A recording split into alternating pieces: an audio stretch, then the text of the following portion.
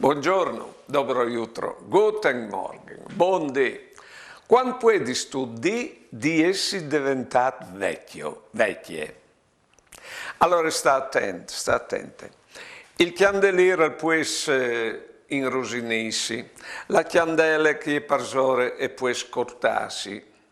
Se tu crodi di essi la fiamma che è parsore, che fa luce e calore, e non il candeliere o la candela, allora dico che non tu sei diventato vecchio, non tu sei diventata vecchia.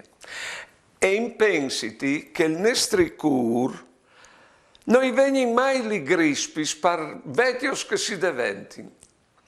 E un melar sale vecchio non fas milus vecchios. Allora, che tempo de vite è di imparare a vivere e per essi vis, e non vecchios, si ha di svegliarsi a binore con quel sensato di tornare a nascere. E si ha di fare progetti, e si ha di piargersi a sentire miarli che chiantano, e si ha di dire una preghiera, così non si viene mai vecchios. Quando invece che robe lì e sono sostituiti dall'agnasi, dalla vilisi, in che volte o sin vecchios. Buone giornate e buone vite.